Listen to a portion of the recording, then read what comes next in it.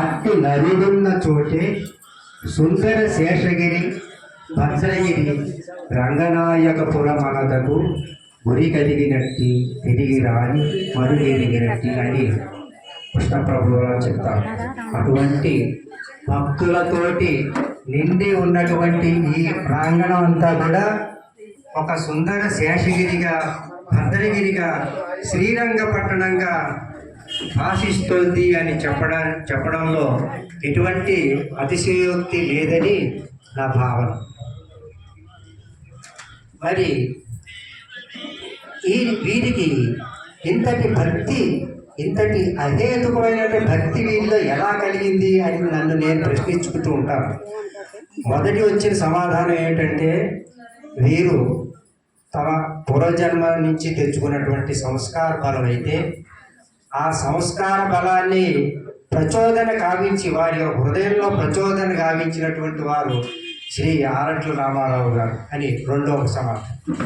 మరి అటువంటి ఆరట్ల రామారావు ఆ మహనీయుడిని మనకి అందించినటువంటి మాతృమూర్తి శ్రీ పడాల గంగయ్యమ్మ గారి తల్లిని మనం స్మరించుకోవడం అనేటువంటిది నా కనీస ధర్మంగా భావిస్తూ మనందరి తరఫుని ఆ మాతృమూర్తి పడాల గంగయ్యమ్మ గారికి నా యొక్క ద్వాదశి సాష్టాంగ నమస్కారం అర్పించుకుంటూ ఉన్నాను.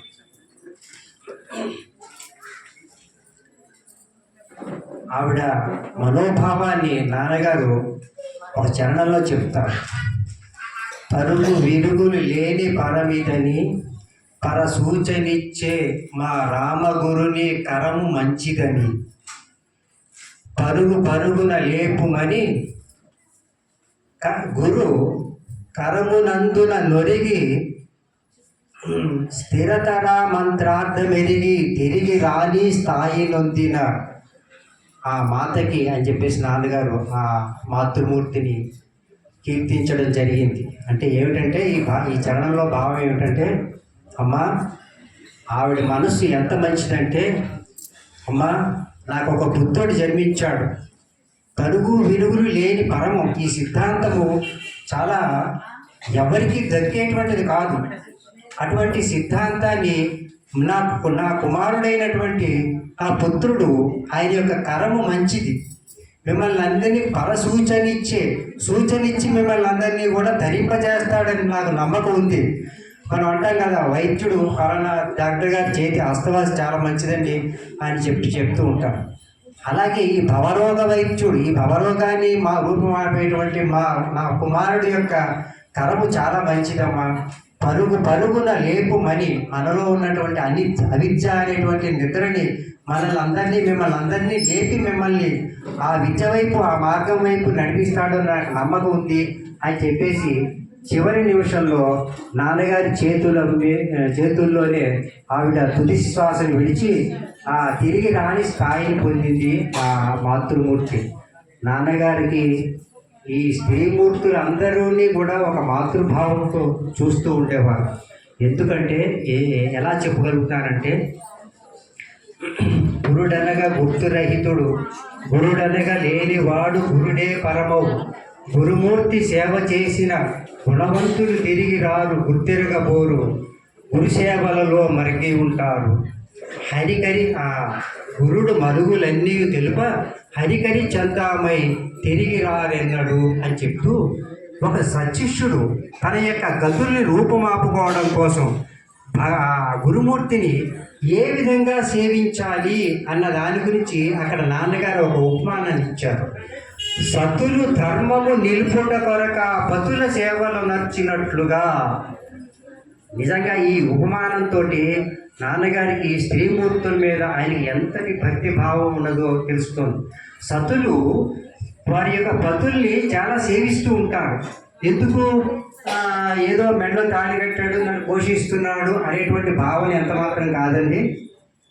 అనేకమైనటువంటి స్త్రీధనంతో అత్తవారింటికి వచ్చినటువంటి స్త్రీలు కూడా ఎంతో వినయంగా విధేయతలతో తమ భర్తల్ని ధర్మాన్ని నిలపడం కోసం, అక్కడ నాన్నగారు చెప్పినటువంటి ప్రధాన విషయం ఏంటంటే ధర్మాన్ని నిలపడం కోసం నిజంగా స్వామి వివేకానంద ఈ భరతావనిలో పుట్టినటువంటి స్త్రీమూర్తి యొక్క హృదయం ఇంత పవిత్రమైనటువంటిది అని చెప్పేసి లోకానికి చాటి చెప్పాడు వివేకానంద స్వామి వారు.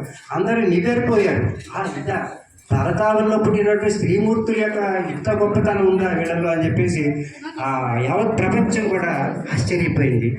నాన్నగారు కూడా అటువంటి భావనే ప్రతి స్త్రీమూర్తిలోనూ ఒక మాతృమూర్తిని దర్శించినటువంటి ఆయన. మరి అటువంటి ఆయన మా పుత్రుడిగా నేను జన్మించినందుకు ఈ మాతృమూర్తులందరూ కూడా నాకు అక్కయ్యలుగా చెల్లెళ్ళుగా లభించడం అనేటువంటిది నా యొక్క పూర్వజన్మ సుకృతం. కాబట్టి వీరికి నేను ఏ విధంగా నా యొక్క గౌరవ భావాన్ని నేను తెలుపుకోవాలి అని చెప్పేసి నేను అనుకున్నప్పుడు నాన్నగారు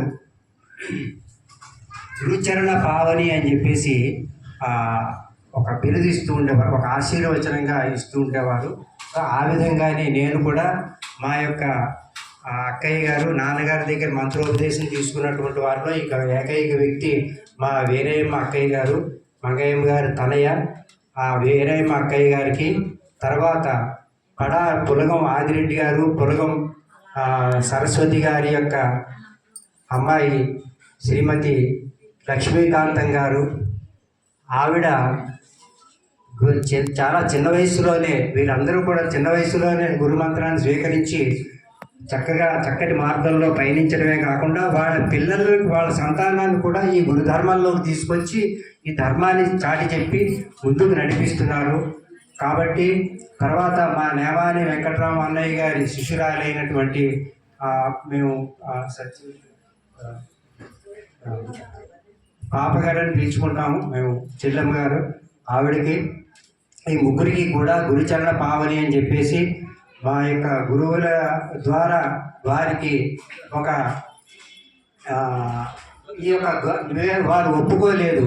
మాకు వద్దండి, మాకు ఇలాంటి ఈ గురుదీక్షా నామాలన్నీ మాకు పడవు, మేము తీసుకోమంటే అలా కాదు, ఇది నాన్న అమ్మగారు పైనుంచి మీకు ఇస్తున్నటువంటి ఆశీర్వచనంగా మీరు భావించండి అంటే అప్పుడు వారు ఒప్పుకోవడం జరిగింది. లేకపోతే అసలు ఒప్పుకోలేదు, సమస్య లేదండి అని అన్నారు. నేను వారు ఒప్పించి ఆ యొక్క వారికి నా యొక్క గౌరవభావాన్ని ప్రకటించుకోవడానికి ఇది ఒక మంచి సందర్భంగా నేను భావించి ఈ నిర్ణయం తీసుకుని చూస్తున్నాను. తర్వాత ఈ ప్రసంగం తర్వాత మన గురువులైనటువంటి మన ఉపద్రష్ట శ్రీరామమూర్తి గారు, తర్వాత శ్రీ కోదండరామయ్య గారు, సహజాచల యోగేంద్ర డాక్టర్ వెంకటేశ్వర పూజారి గారు, త్రిమూర్తుల్లాగా నేను ఎలాగా జరగాలి ఈ యొక్క ఆరాధన అని చెప్పేసి నేను మొదటి నుంచి గత నెల రోజుల నుంచి 2 నెలల నుంచి కూడా కలలు కడుతున్నాను. ఆ విధంగానే జరుగుతూ వస్తుంది. ఇంత వైభవంగా జరగాలి అని అనుకుంటున్నాను. అంతకంటే మించిన వైభవంతో జరుగుతుంది.